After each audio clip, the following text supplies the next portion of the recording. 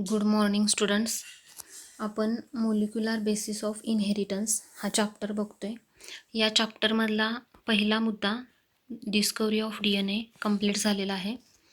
त्यानंतर जे एक्सपेरिमेंट होते DNA as a genetic material हे प्रूव्ह करणारे ते एक्सपेरिमेंटसुद्धा बघितलेत आपण. त्यामध्ये पहिला एक्सपेरिमेंट बघितला ग्रिफिथ एक्सपेरिमेंट, दुसरा होता ॲव्हरी मॅककॅर्टी अँड मॅक्लिओड्स एक्सपेरिमेंट. या दोन्ही एक्सपेरिमेंटमध्ये DNA हे जेनेटिक मटेरियल आहे हे प्रूव्ह करणारेच एक्सपेरिमेंट आहेत. पण बरेचसे बायोलॉजिस्ट जे होते ते या रिझल्टसाठी कन्व्हिन्स नव्हते. त्यामुळं आणखी काही रिसर्च पुढं करण्यात आला. त्यामध्ये लास्ट जो एक्सपेरिमेंट आपण बघणार आहोत हर्शे अँड चेज एक्सपेरिमेंट. आता या एक्सपेरिमेंटमध्ये 2 सायंटिस्टची टीम होती आणि त्या दोघांनी मिळून हा एक्सपेरिमेंट केला. त्यामध्ये त्यांनी एका व्हायरसवर काम केलं. व्हायरस आणि बॅक्टेरिया या दोघांचा वापर करून हा एक्सपेरिमेंट केला ॲक्च्युली. आता हा जो व्हायरस होता या व्हायरसला बॅक्टेरियोफेज असं म्हणतात. कारण का तर जो व्हायरस बॅक्टेरियाला इन्फेक्शन करतो त्याला बॅक्टेरियोफेज असं म्हणतात.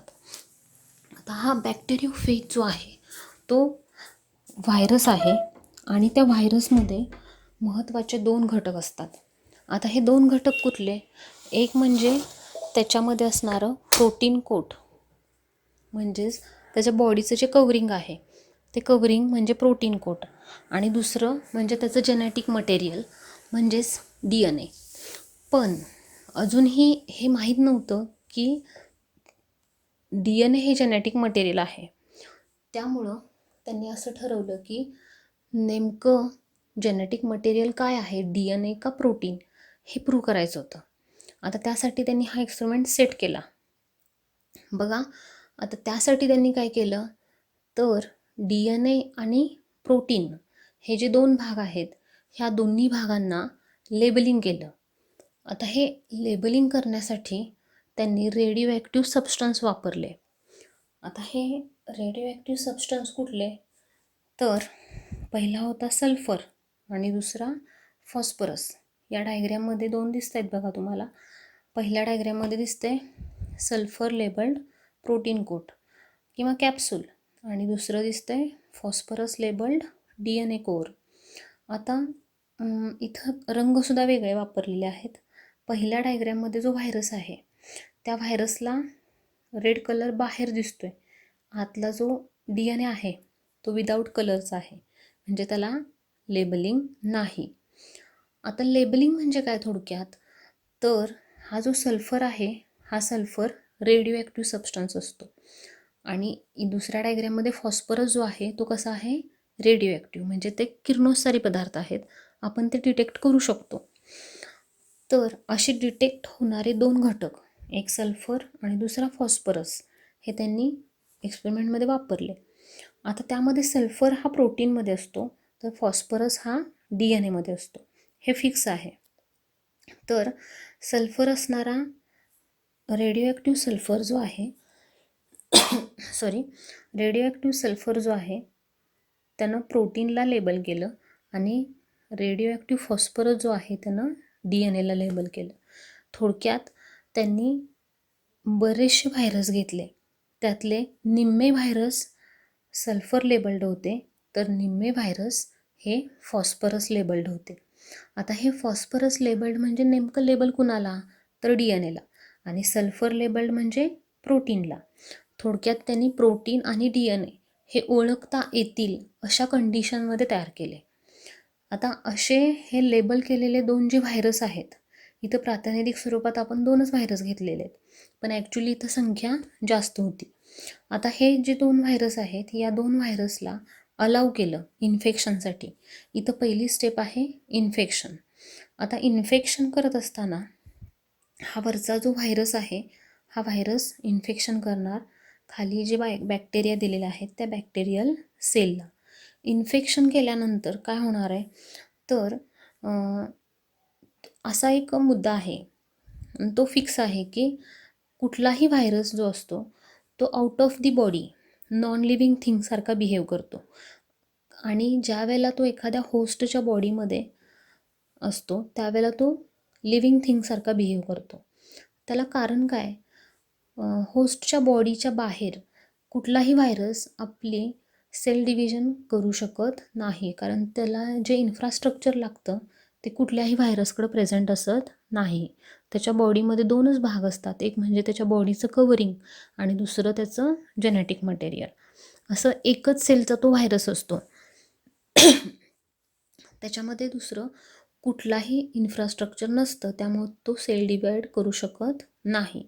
ज्या वेळेला तो इन्फेक्शन करतो एखाद्या, मग तो कुठलाही व्हायरस असू दे, बॉडीमध्ये होस्टच्या गेला की तिथं तो काय करतो, त्या होस्टच्या बॉडीचं इन्फ्रास्ट्रक्चर यूज करतो, स्वतःचा जेनेटिक मटेरियल डुप्लिकेट करतो आणि स्वतःच्या कॉपी वाढवतो.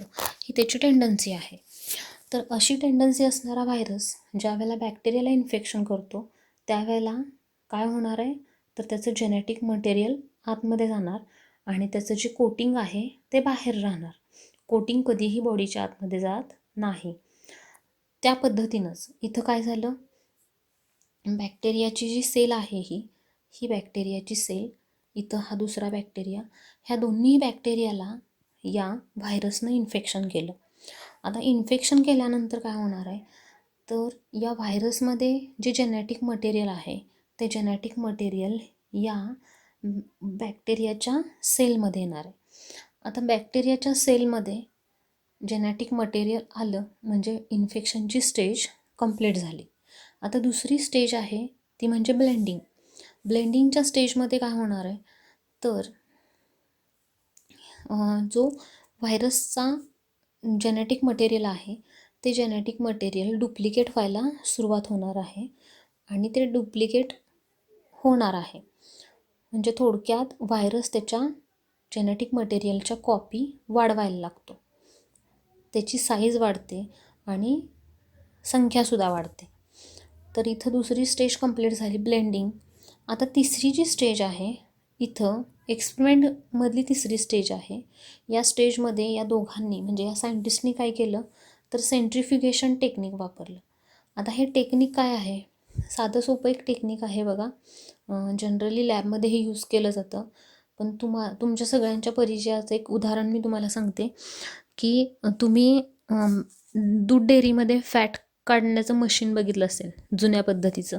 अलीकडे इलेक्ट्रिक मशीन आहेत, पण पहिल्यांदा काय असायचं की एक गोल चाकासारखं स्ट्रक्चर असायचं, त्याच्या आतमध्ये टेस्ट ट्यूब ठेवायला जागा असायची. तर दूध त्याच्यामध्ये घातलं जायचं आणि ते ठराविक RPMला फिरवलं जायचं. ते फिरवल्यानंतर काय व्हायचं, तर जे दुधामधलं जे फॅट आहे ते सेटल व्हायचं खाली आणि वरती त्यातला वॉटर कंटेंट यायचा, त्यामुळे ॲक्च्युअल दुधाची फॅट किती आहे ते समजायचं. तशा पद्धतीची टेक्निक, त्याला आपण सेंट्रिफ्युगेशन म्हणतो. तर हे सेंट्रिफ्युगेशन टेक्निक त्यांनी या एक्सपेरिमेंटमध्ये वापरलं. त्यासाठी त्यांनी काय केलं, तर हे सेंट्रिफ्युगेशनसाठी हे सॅम्पल वापरलं. कुठलं, तर हा जो बॅक्टेरिया आहे किंवा त्याला इन्फेक्शन केलेला तो व्हायरस, हे सगळं मटेरियल त्यांनी टेस्ट ट्यूबमध्ये घालून त्याचं सेंट्रिफ्युगेशन केलं. तर सेंट्रिफ्युगेशन काय केल्यानंतर काय होणार आहे, तर बॅक्टेरियाची सेल आणि त्या बॅक्टेरियाच्या सेलमध्ये असणारा व्हायरसचा DNA हे खाली तळाशी बसणार आहेत, खाली साचणार आहेत आणि वरती जे सुपरनेटंट असतं, वरती तरंगणारा जो भाग आहे याच्यामध्ये फक्त काय असणार आहे, व्हायरसचं कोटिंग असणार आहे. म्हणजे बॉडीचं जे बाहेरचं कवरिंग आहे ते कवरिंग फक्त सुपरनेटंटमध्ये असणार आहे. आता आपल्याला इथं बघायचं आहे की नेमका जेनेटिक मटेरियल सुपरनेटंटमध्ये सापडते की खाली बॅक्टेरियाच्या सेलमध्ये सापडते, हे लास्ट स्टेजमध्ये बघायचं आहे. आता सेंट्रिफ्युगेशनची टेक्निक वापरल्यानंतर खाली रिझल्ट दाखवलेला आहे बघा, की पहिल्या स्टेजमध्ये म्हणजे पहिली सॅम्पल जी आहे याच्यामध्ये नो सल्फर डिटेक्टेड इन सेलमध्ये, म्हणजेच कुठं, तर खाली म्हणजे तळाशी बसलेला आहे त्या तळाशी बसलेल्या भागामध्ये किंवा ती जी बॅक्टेरियाची सेल आहे त्या सेलमध्ये त्यांना सल्फर डिटेक्ट झाला नाही. मग कुठं सल्फर डिटेक्ट झाला, तर खाली दिलेलं आहे बघा, सल्फर डिटेक्टेड इन सुपरनेटंट. सुपरनेटंट म्हणजे वरती जो तरंगणारा भाग आहे, या भागामध्ये सल्फर सापडला, कारण तो कसा आहे, रेडिओ ॲक्टिव्ह लेबल्ड आहे. तर इथं सल्फर सापडला म्हणजे थोडक्यात हे सुपरनेटंटमध्ये काय आहे, प्रोटीन कॅप्सूल आहे व्हायरसचं.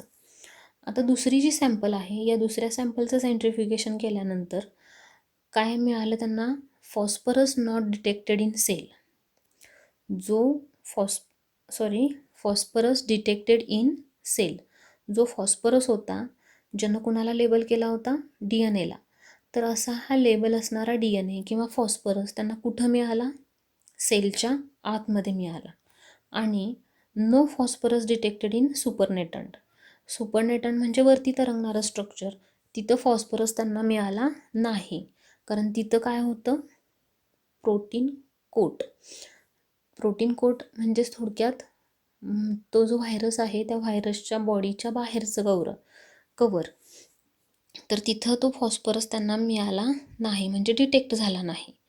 या सगळ्यावरून काय लक्षात येतं की बॅक्टेरियाच्या सेलच्या आतमध्ये मिळाले काय आपल्याला, फॉस्फरस आहे कुठं, DNA मध्ये. त्यामुळं DNA हे काय असणार आहे, जेनेटिक मटेरियल, हे इथं प्रूव्ह झालं होतं. एकूणच काय तर आपण जे 3 एक्सपेरिमेंट बघितले त्या एक्सपेरिमेंटवरून आपण हे सांगू शकतो की DNA is a genetic material. आता त्यानंतर नेक्स्ट पॉईंट आहे पॅकेजिंग.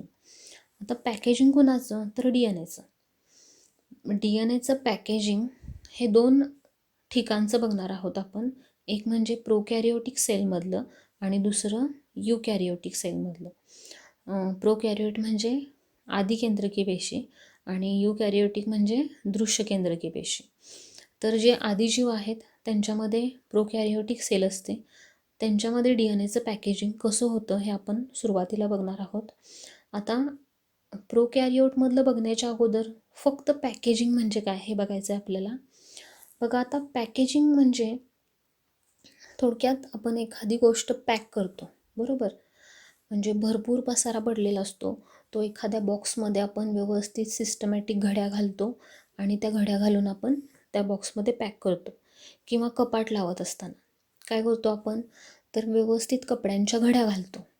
असंच जर न घड्या घालता आपण फेकून दिले किंवा ठेवले तर जास्त कपडे कपाटात बसणार नाहीत. हेच जर आपण सिस्टमॅटिक घड्या घातल्या तर आपले जास्तीत जास्त कपडे कपाटात बसतात, बरोबर. हे साधं उदाहरण आहे. तशा पद्धतीनं आपल्या सेलमध्ये जो DNA असतो त्याची जर ॲक्च्युअल लांबी कॅल्क्युलेट केली तर ती लांबी साधारणपणे 2 मीटर एवढी लांबी भरते. आणि तुम्हाला माहीत आहे की आपला सेल किंवा सेलच्या आतमधला न्यूक्लियस हा किती मायक्रोस्कोपिक असतो, कारण सेल आपण उघड्या डोळ्यांनी बघूसुद्धा शकत नाही. आणि एवढ्या लहान सेलमध्ये 2 मीटर लांबी असणारा DNA कसा बसत असेल, म्हणजे ही एक विचार करण्यासारखी गोष्ट आहे. मग ते विचार केल्यानंतरच असं लक्षात आलं की तो जो DNA आहे तो काय केला जातो, पॅक केला जातो. म्हणजे थोडक्यात त्याची घडी घातली जाते व्यवस्थित, त्याची साईज कमी होते घडी घातल्यामुळं. आणि असा साईज कमी झालेला DNA जो आहे त्याला आपण क्रोमोझोम म्हणतो.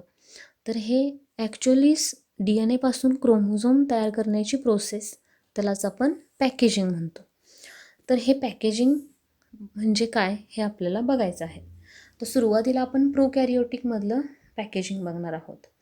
आता तुम्हाला हे माहीत असेल की प्रोकॅरियोटिक सेल, फॉर एक्झाम्पल आपण कोलाई बॅक्टेरिया घेऊया, त्याची साईज जर बघितली तर ती ऑलमोस्ट 2 to 3 मायक्रॉन एवढी साईज असते. कमी मायक्रॉन हे युनिट आहे, तर 2 ते 3 मायक्रॉन एवढी साईज असणारी प्रोकॅरियोटिक सेल असते. या सेलचं वैशिष्ट्य म्हणजे they do not have well organised nucleus.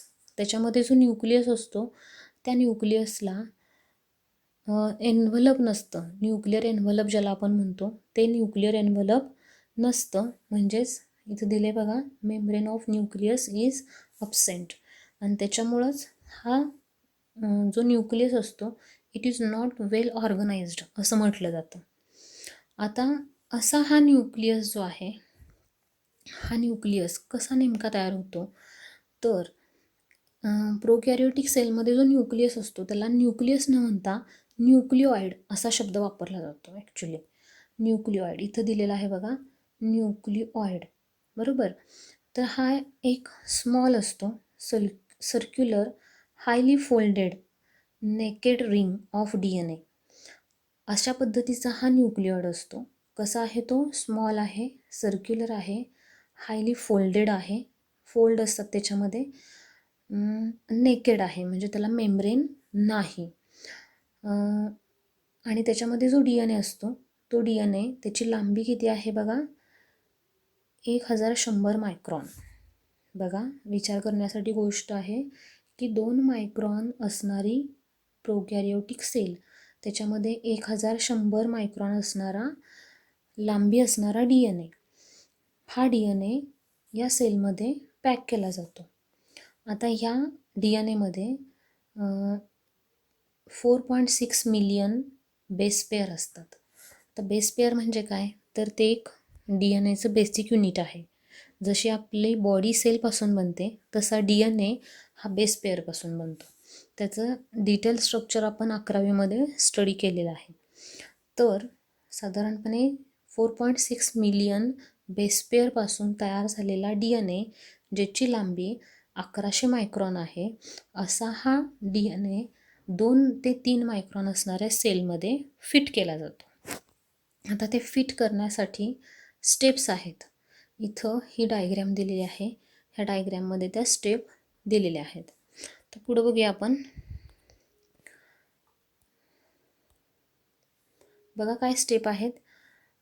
पहिला पॉईंट आहे 1100 micron long न्यूक्लिओइड is to be fitted or packed into cell which is hardly 2 to 3 micron long. बरोबर. आता हे करण्यासाठी काय केलं जातं? निगेटिव्हली चार्ज DNA वरती नेहमी निगेटिव्ह चार्ज असतो. Becomes circular. तो DNA कसा होतो? सर्क्युलर बनतो, रिंगसारखं स्ट्रक्चर तयार करतो. And reducing the size to 350 micrometre in diameter. आता बघा, 1100 मायक्रॉन असणारा DNA तो सर्क्युलर बनतो, त्यामुळं त्याची साईज कमी होते. ती किती कमी होते? तर 350 मायक्रोमीटर इन डायमीटर. म्हणजे त्याची लांब सडक जो असतो तो सर्क्युलर बनतो आणि तो सर्क्युलर रिंगचं जे डायमीटर आहे ते 350 म्यूएम एवढं बनतं. त्यानंतर पुढची स्टेप या डायग्रॅममध्ये तुम्हाला दिसेल बघा. ही डायग्रॅम जी आहे याच्यामध्ये पहिल्या स्टेपमध्ये जो हा सर्क्युलर DNA आहे, या सर्क्युलर DNA मध्ये 4.6 मिलियन एवढे काय आहेत? बेस पेअर आहेत. हा DNA सर्क्युलर रिंगसारखा झालेला आहे आणि त्याचं डायमीटर किती आहे? 350 मायक्रॉन. आता पुढची स्टेप आहे फोल्डिंग. हा जो DNA आहे सर्क्युलर, ह्या सर्क्युलर DNAचं काय तयार होतात? फोल्ड तयार होतात. म्हणजे थोडक्यात असे लूप तयार होतात. आहेत त्याच्यापेक्षा लांबी कमी होते, म्हणजे डायमीटर कमी होतो आणि तो किती बनतोय? 30 मायक्रॉन एवढा कमी डायमीटर त्याचा बनतोय. आणि हा कमी झालेला DNA तुम्हाला दुसऱ्या डायग्रॅममध्ये बघता येईल. आता इथं साधारणपणे 40 ते 50 लूप तयार होतात. आता लूप म्हणजे हे जे फोल्ड दिसत आहेत, ह्या फोल्डला लूप असं म्हणतात. तर हे असतात किती ॲक्च्युली? 40 ते 50. इथं डायग्रॅममध्ये प्रातिनिधिक स्वरूपात 8 ते 9 दाखवलेले आहेत, पण असताना किती प्रेझेंट असतात? 40 ते 50 फोल्ड तयार होतात आणि त्याची रुंदी म्हणजे डायमीटर हा 30 मायक्रॉन एवढा असतो. बघा, आता लांबी किती कमी झाली? अगोदर 1100 मायक्रॉन होता, तो आता 30 मायक्रॉनपर्यंत कमी झालेला आहे. आता त्यानंतर तिसरं जे स्ट्रक्चर आहे, ह्या तिसऱ्या स्ट्रक्चरमध्ये सुपर कॉइलिंग होतं. आता सुपर कॉइलिंग म्हणजे काय? तर 2 नंबरच्या डायग्रॅममध्ये जे दिसते तुम्हाला, एक लूप तयार झाला आहे, त्या लूपमध्ये परत लूपिंग होतं, म्हणजे परत त्याचे फोल्ड तयार होतात. आहे या एका फोल्डमध्ये त्याचे परत वेगळे फोल्ड या तिसऱ्या डायग्रॅममध्ये तुम्ही बघू शकाल. इथं सुपर कॉइलिंग होतं. आता त्या सुपर कॉइलिंग झाल्यानंतर या DNA लांबी परत कमी होते. ती किती होते? 2 मायक्रॉन एवढी. म्हणजे पहिल्यांदा 1000 मायक्रॉन, त्यानंतर 350 मायक्रॉन, नंतर 30 मायक्रॉन आणि आता लास्टला 2 मायक्रॉन एवढी कॉइलिंग होऊन 2 मायक्रॉन एवढा कमी डायमीटर असणारा DNA तिथं तयार होतो आणि असा हा DNA त्या सेलमध्ये पॅक केला जातो. तर हे थोडक्यात एक्सप्लेनेशन होतं कशाचं? Packaging of prokaryotic DNA. आता लास्ट पॉईंट बघा इथं दिलेला आहे की कॉइलिंग इज 9 नंबरचा पॉईंट बघा. Coiling is assisted by positively charged histone protein. आता हे पॅकेजिंगसाठी जसं आपण एखादं भिंत बांधताना विटांच्या मध्ये सिमेंट घालतो, बरोबर? पॅकेजिंग मटेरियल म्हणून सिमेंट वापरतो, तसं इथं पॅकेजिंगसाठी प्रोटीन वापरले जातात. त्याला आपण DNA बाइंडिंग प्रोटीन असं म्हणतो. त्याचंच नाव आहे हिस्टोन प्रोटीन. हे हिस्टोन प्रोटीन वापरले जातात आणि तो DNA पॅक केला जातो. आणि ही सगळी प्रोसेस करण्यासाठी एन्झाईम रिक्वायर्ड असतात. आपल्या बॉडीमध्ये बरीचशी कामं करण्यासाठी एन्झाईम लागतात आणि तशाच पद्धतीनं इथं जे एन्झाईम आहेत त्या एन्झाईमचं नाव काय आहे? 2 एन्झाईम आहेत बघा, लक्षात ठेवा. DNA गायरेज आणि लास्ट आहे टोपोआयसोमरेज फर्स्ट. हे 2 एन्झाईम काय करतात? Maintain super coiled state. म्हणजे हे जे क्रोमोझोमचं काय झालेलं आहे? कॉइलिंग झालेलं आहे. हे कॉइलिंग असंच ठेवण्यासाठी 2 एन्झाईम मदत करतात. त्या 2 एन्झाईमची नावं काय आहेत? पहिलं एन्झाईम आहे DNA गायरेज. हे एन्झाईम आहे बघा, DNA गायरेज. आणि दुसरे एन्झाईम आहे टोपोआयसोमरेज फर्स्ट. तर अशा पद्धतीनं DNAचं पॅकेजिंग होतं प्रोकॅरियोटिक सेलमध्ये. आता आपण नेक्स्ट पॉईंट बघणार आहोत ते म्हणजे पॅकेजिंग ऑफ DNA इन युकॅरियोट्स. युकॅरियोटिक सेलमध्ये कसं पॅकेजिंग होतं? आता हे पॅकेजिंग थोडं स्पेशल आहे आणि कॉम्प्लिकेटेड आहे. बघा इथं दिलेलं आहे. पहिलाच मुद्दा आपण बघूया. Organisation of DNA is much more complex in eukaryotic. ही एक कॉम्प्लेक्स प्रोसेस आहे. याच्यासाठी काय लागतं? तर इथं सुद्धा histones are required for packaging of DNA. Histone protein आहेत बघा. सिमेंटिंग मटेरियल म्हणून हिस्टोन प्रोटीन काम करत असतात. तर हे हिस्टोन प्रोटीन लागतात DNAला पॅकेजिंगसाठी. ह्या हिस्टोन प्रोटीनमध्ये काय असतं?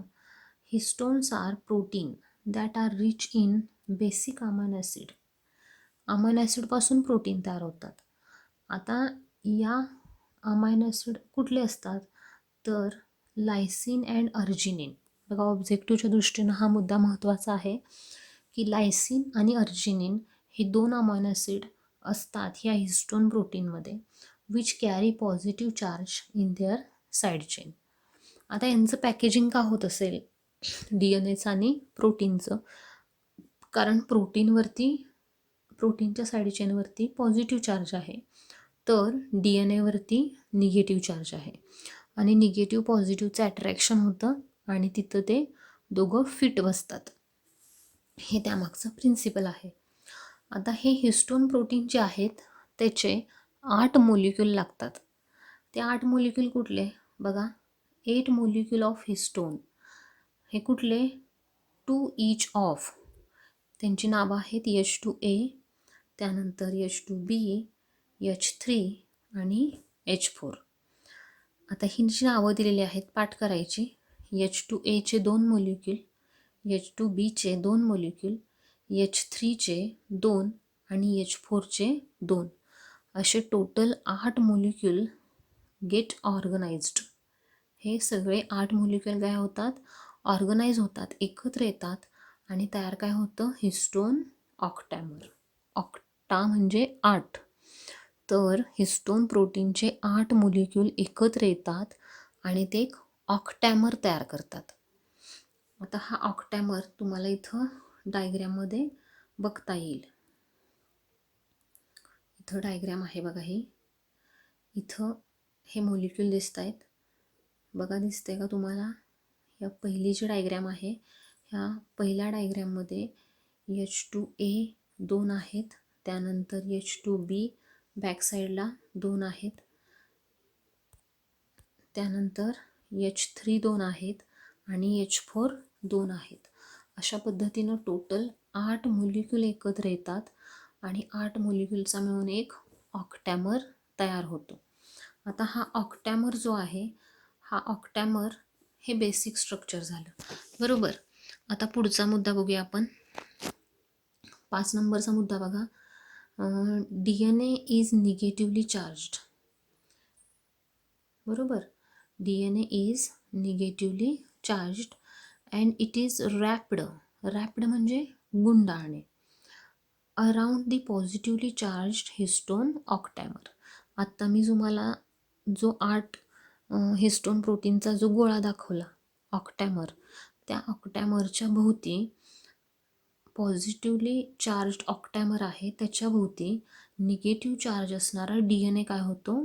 रॅप होतो, म्हणजे गुंडाळला जातो. आणि जे स्ट्रक्चर तयार होतं त्या स्ट्रक्चरला म्हणतात न्यूक्लिओझोम. त्या स्ट्रक्चरला काय म्हणायचं? न्यूक्लिओझोम. तुम्ही जर इथं डायग्रॅम बघितली, त्या डायग्रॅममध्ये हे नाव काय दिलेलं आहे? न्यूक्लिओझोम. फक्त प्रोटीन जर असतील, म्हणजे हे जे 8 मॉलिक्यूल आहेत, हे 8 मॉलिक्यूल मिळून ऑक्टॅमर तयार होतो. कधी? ज्या वेळेला त्याच्या भोवती DNA नसतो त्यावेळेला त्याला ऑक्टॅमर म्हणायचं. आणि ज्या वेळेला त्या ऑक्टॅमरच्या भोवती हा जो DNA आहे, हा DNA रॅप होतो, त्यावेळेला त्याला काय म्हणायचं? न्यूक्लिओझोम. तर हे एक न्यूक्लिओझोम तयार होतो. एक न्यूक्लिओझोम तयार होण्याची प्रोसेस तुम्हाला सांगितली. आता पुढचा मुद्दा काय बघा. पुढचा मुद्दा आहे H1 प्रोटीन. आता हा सुद्धा एक हिस्टोन प्रोटीनच आहे.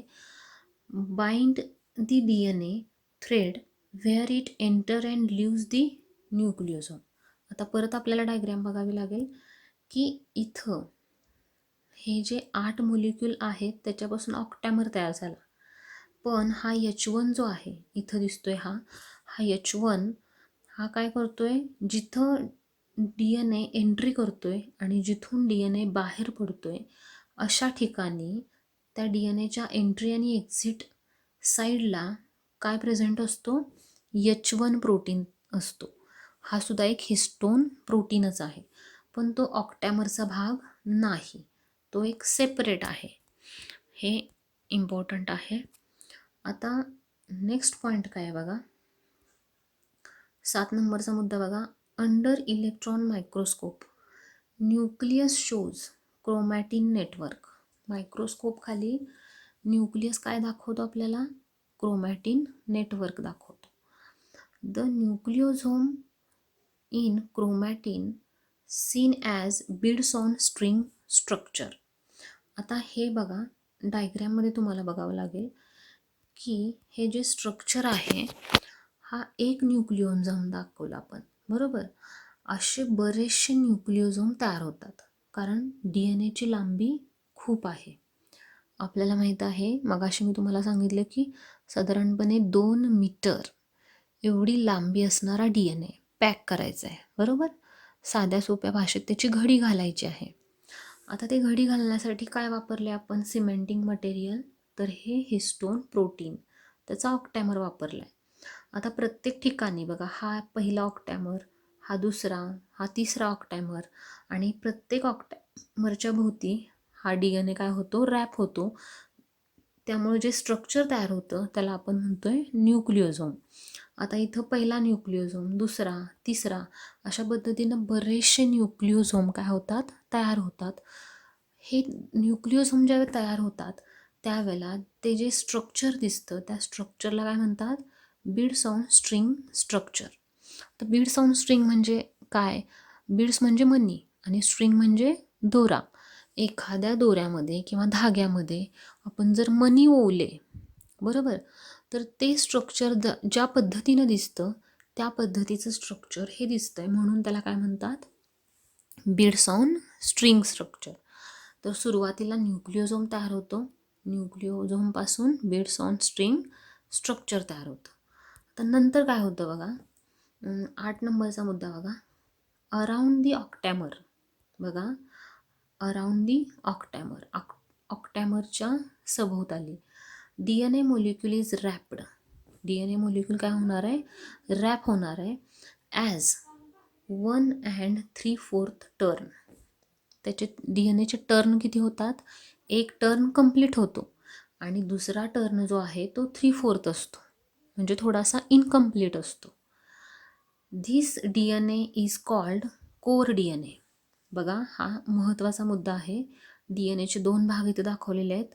पहिला आहे कोर DNA, की जो ऑक्टॅमरच्या भोवती गुंडाळलेला आहे, and it consist of about 140 base pairs. आता बघा, बेस पेअर मगाशी मी तुम्हाला सांगितलं, बेस पेअर म्हणजे काय, DNAचं बेसिक युनिट आहे. तर जो ऑक्टॅमर आहे, ऑक्टॅमरच्या भोवती जो DNAचा भाग गुंडाळलेला असतो, त्या गुंडाळलेल्या भागामध्ये साधारण किती बेस पेअर असतात, 146 बेस पेअर एवढा DNA त्या ऑक्टॅमरच्या भोवती गुंडाळला जातो. आता दुसरा मुद्दा, 9 नंबरचा मुद्दा बघा, ॲडजेसंट न्यूक्लिओझोम म्हणजे लगतचा न्यूक्लिओझोम. पहिला एक आणि दुसरा एक. जो लगतचा न्यूक्लिओझोम आहे, are linked with small segment of DNA called linker DNA of about 54 base pair. म्हणजे यामध्ये बेस पेअर किती असतात, 54 बेस पेअरपासून तयार झालेला DNA. आता हे काही सेपरेट नसतात, 146चा एक तुकडा, 54चा एक तुकडा, असे काही तुकडे नसतात. ही लिंक कंटिन्यू असते. फक्त सांगण्याचा भाग हा की DNAचा जो भाग ऑक्टॅमरच्या भोवती गुंडाळलेला आहे त्याला म्हणायचं कोर DNA, आणि जो भाग 2 न्यूक्लिओझोमच्या मध्ये आहे त्याला म्हणायचं लिंकर DNA. डायग्रॅम बघितल्यानंतर तुमच्या लक्षात येईल बघा. इथं आता हा समजा हा एक न्यूक्लिओझोम आहे, हा दुसरा न्यूक्लिओझोम आहे, हा तिसरा न्यूक्लिओझोम आहे. तर प्रत्येक न्यूक्लिओझोममध्ये DNAची लांबी किती असणार आहे बघा, 146 बेस पेअर, 146 बेस पेअर असणारा DNA ह्या न्यूक्लिओझोमच्या भोवती असतो. ह्या प्रत्येक न्यूक्लिओझोमच्या भोवती, म्हणजे थोडक्यात या ऑक्टॅमरच्या भोवती. आणि 2 न्यूक्लिओझोम जोडणारा हा जो मधला आहे, या मधल्या गॅपमध्ये हा सुद्धा DNAचा आहे. तर या DNAमध्ये लांबी किती आहे त्याची, थोडक्यात DNAची लांबी बेस पेअरमध्ये मोजली जाते. तर इथं 54 बेस पेअर, म्हणजे इथं थोडासा कमी DNA आहे. इथं 2 टर्न असल्यामुळं, गुंडाळल्यामुळं तो आपल्याला लांबी दिसत असली कमी, तरी ॲक्च्युली इथं जास्त DNA आहे. आणि त्याच्यामध्ये बेस पेअर किती आहेत, 146 बेस पेअर, आणि 2 न्यूक्लिओझोमच्या मध्ये 54 बेस पेअर, असे टोटल 200 बेस पेअर एका न्यूक्लिओझोम जवळ DNA असतो. आता पुढचा मुद्दा आपल्याला बघायचा आहे बघा, 10 नंबरचा, this bits on string structure gets condensed. हे स्ट्रक्चर काय होतं, परत कंडेन्स होतं. कंडेन्सचा अर्थ लक्षात घ्यायचा की लांबी कमी आणि रुंदी जास्त. कंडेन्स म्हटलं की एकच, लांबी कमी होते आणि रुंदी वाढते. तर कंडेन्स्ड इनटू न्यूक्लिओझोम फायबर, हे काय होतं, त्याचं कंडेन्सेशन होतं आणि त्याचं रूपांतर न्यूक्लिओझोम फायबरमध्ये होतं, which is coiled like telephone. हे स्ट्रक्चर कसं दिसतं आता, टेलिफोनसारखं. मगाशी मी तुम्हाला काय सांगितलं, माळ जशी असते, एखाद्या धाग्यामध्ये मणी ओवल्यानंतर जे स्ट्रक्चर दिसतं, ते स्ट्रक्चर हे पहिल्यांदा तयार झालं. आता ते स्ट्रक्चर परत काय होणार आहे, कॉईल होणार आहे. कॉइलिंग झालं की परत काय होणार, अशा पद्धतीनं हे स्ट्रक्चर तयार होणार. हे जे स्ट्रक्चर आहे याला आपण काय म्हणतोय, न्यूक्लिओझोम फायबर, बरोबर. आणि हे न्यूक्लिओझोम फायबर हे स्ट्रक्चर दिसतं कसं, टेलिफोन वायरसारखं. हे लक्षात ठेवायचं. आता हे टेलिफोन वायरसारखं स्ट्रक्चर दिसतंय. आता त्यानंतर पुन्हा काय होणार आहे, कंडेन्सेशन होणार आहे. To make solenoid fibre. Nucleosome फायबरचं कन्व्हर्जन कशात होते? Solenoid fibre with diameter 30 NM और 300 अँगस्ट्रॉम युनिट. तर बघा साधारणपणे DNA जर डायमीटर आपण बघितला, मागच्या वर्षी आपण 11वीमध्ये हे डिटेल स्ट्रक्चर बघितलं आहे DNAचं. DNAचा डायमीटर हा 2 NM एवढा असतो, 2 नॅनोमीटर, बरोबर. तसा त्या DNAचं काय होणार आहे? कॉइलिंग, सुपर कॉइलिंग आणि पॅकेजिंग होत जाणार आहे आणि त्यामुळं त्याची रुंदी वाढत जाणार आहे. लांबी कमी होणार आणि रुंदी वाढणार. त्यामुळं ते स्ट्रक्चर ज्यावेळेला सोलेनॉइड फायबर तयार होतात त्यावेळेला त्याचा DNAचा डायमीटर होतो 30 NM. म्हणजे बघा किती कॉइलिंग झालं असणार आहे. 2 NM असणारा DNA 30 NMचा बनला. एवढं त्याचं काय झालेलं आहे? कॉइलिंग झालेलं आहे. आता बघा हे जर डायग्रॅम तुम्ही बघितले तर इथं लक्षात येईल तुमच्या, हा पहिला काय आहे? DNA आहे, बरोबर. हा डबल हेलिक्स, याचा हा डायमीटर जर बघितला तर तो असतो 2 NM. सॉरी, या DNAचा डायमीटर जो आहे तो डायमीटर फक्त किती असतो? 2 NM. या 2 NM असणारा DNA पहिल्यांदा हे गोल गोल दिसत आहेत, हे काय आहेत? हिस्टोन ऑक्टॅमर आहेत. आता ह्या ऑक्टॅमरच्या भोवती हा DNA गुंडाळला जातो. इथं दिसतंय बघा, हा पहिला DNA गुंडाळला, त्यानंतर दुसऱ्या ऑक्टॅमरच्या भोवती, तिसऱ्या, ह्याला आपण न्यूक्लियोझोम म्हणतोय, बरोबर. आता हे स्ट्रक्चर परत यांचं कॉइलिंग व्हायला सुरुवात होतं. म्हणजे हा जो गॅप आहे हा गॅप भरून निघतो. हे दोन्ही न्यूक्लियोझोम जवळजवळ येतात आणि परत जवळजवळ आल्यानंतर काय होणार आहे? त्यांचं कॉइलिंग, एकमेकांभोवती गुंडाळले जातात. हे टेलिफोन वायरसारखं स्ट्रक्चर नंतर दिसायला लागतं आणि फायनली त्याच्यापासून काय तयार होतो? हा क्रोमोझोम तयार होतो. म्हणजे थोडक्यात DNA पासून क्रोमोझोमपर्यंतचा हा जो प्रवास आहे याला आपण काय म्हणतो? Packaging of the DNA. या पॅकेजिंगमध्ये DNAची रुंदी वाढवली जाते आणि लांबी कमी केली जाते आणि त्यामुळं हा जो DNA आहे हा DNA टोटली पॅक केला जातो आणि तो त्या मायक्रोस्कोपिक असलेल्या सेलच्या न्यूक्लियसमध्ये फिट केला जातो. थोडक्यात हे फिट करण्यासाठी केलेला खटाटोप म्हणजेच पॅकेजिंग ऑफ DNA. बघा लक्षात येते का? एकदा मी पॅकेजिंग रिपीट करते. सगळ्यात पहिल्यांदा आपण प्रोकॅरियोटिक सेलचं पॅकेजिंग बघितलं. प्रोकॅरियोटिक सेलमध्ये साधारणपणे प्रोकॅरियोटिक सेलची साईज जर बघितली आपण तर ती फक्त 2 किंवा 3 मायक्रॉन एवढी साईज असते आणि प्रोकॅरियोटिक सेलमध्ये जो DNA असतो त्या DNAची लांबी 1100 मायक्रॉन एवढी लांबी कशाची असते? DNAची असते. तर हा DNA काय होतो? फिट केला जातो त्या मायक्रोस्कोपिक सेलमध्ये. त्याच्यासाठी पॅकेजिंग ही मेथड वापरली जाते. आता प्रोकॅरियोटिकमधलं पॅकेजिंग हे एकदम सिम्पल आहे. तिथं हिस्टोन प्रोटीन वापरले जातात आणि त्या DNAचं काय होतं? पहिल्यांदा तो सर्क्युलर बनतो. इथं पहिली स्टेप दिलेली आहे बघा, सर्क्युलर अनकॉइल्ड क्रोमोझोम. म्हणजे हा क्रोमोझोम तयार व्हायला सुरुवात झाली आहे पण इथं कॉइलिंग झालेलं नाही. फक्त काय बनला आहे? तो सर्क्युलर बनला आहे. एक धाग्यासारखा होता तोच त्याचा एक सर्कल तयार झाला आहे. सर्कल तयार झाल्यामुळं त्याची लांबी कमी झाली आणि तो किती बनला? 350 मायक्रॉनचा बनला. आता त्यामध्ये सर्कल जो आहे त्याचे परत फोल्ड तयार झाले. साधारणपणे प्रोकॅरियोटिक सेलमध्ये 40 ते 50 फोल्ड किंवा लूप तयार होतात आणि मग त्या लूपिंगद्वारे त्याची लांबी कमी केली जाते. त्यानंतर पुढं सुपर कॉइलिंग होतं आणि ती लांबी 2 मायक्रॉन इन डायमीटर एवढा त्याचा साईज बनतो आणि तो प्रोकॅरियोटिक सेलमध्ये फिट होतो. पुढचं आपण बघितलं ते म्हणजे packaging of DNA in eukaryotic cell. तर ह्या यूकॅरियोटिक सेलमध्ये सुद्धा काय होणार आहे? पॅकेजिंगसाठी हिस्टोन प्रोटीन वापरले जातात. हे हिस्टोन प्रोटीन पहिल्यांदा 8 हिस्टोन प्रोटीन, त्यामध्ये H2A चे 2 मॉलिक्यूल, H2B चे 2, H3चे 2 आणि H4चे 2 असे टोटल 8 मॉलिक्यूल वापरून ऑक्टॅमर तयार केला जातो. ऑक्टॅमरच्या भोवती DNA रॅप केला जातो. रॅपिंग नंतर जे स्ट्रक्चर तयार होतं त्याला न्यूक्लिओझोम असं म्हटलं जातं. या डायग्रॅममध्ये आहे हा न्यूक्लिओझोम. ह्या न्यूक्लिओझोमच्या भोवती काय आहे? DNA आहे.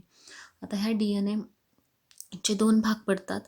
जो ऑक्टॅमरच्या भोवती गुंडाळलेला DNA आहे त्याला कोर DNA म्हणायचं आणि 2 न्यूक्लिओझोमच्या मध्ये जो DNA आहे त्याला लिंकर DNA म्हणायचं.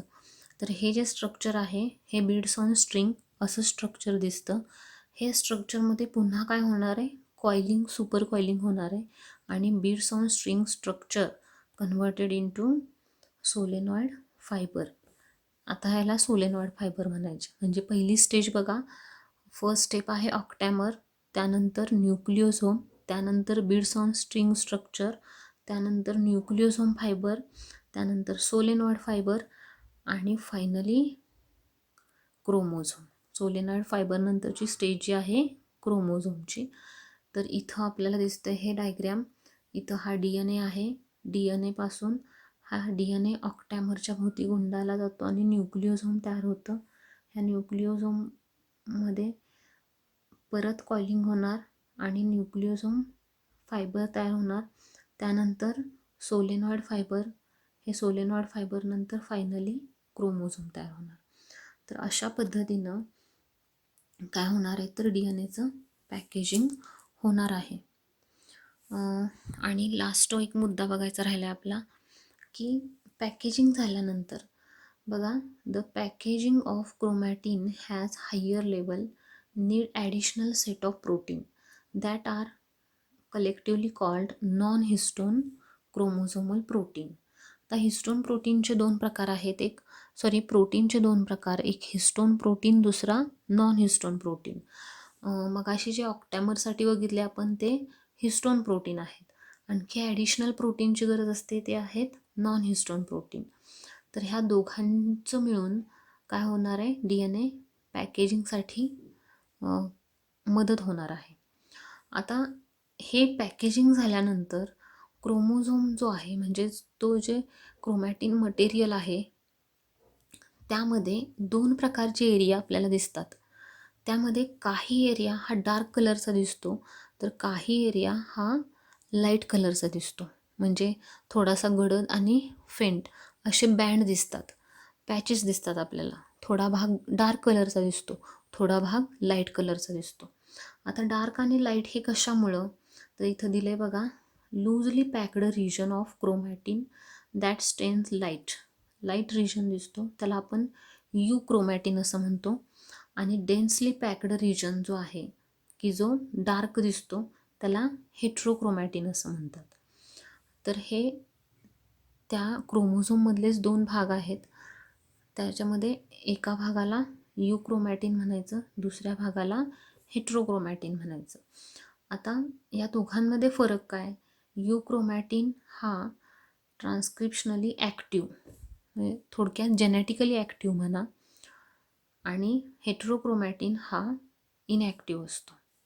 या दोन्हींमध्ये लक्षात ठेवायचं, यू क्रोमॅटिन हा जेनेटिकली ॲक्टिव्ह असतो, हेट्रोक्रोमॅटिन हा जेनेटिकली लेस ॲक्टिव्ह असतो. तर पुढचा जो भाग आहे तो पुढचा भाग आपण नंतर बघूया. आपण इथंच थांबूया. थँक्यू.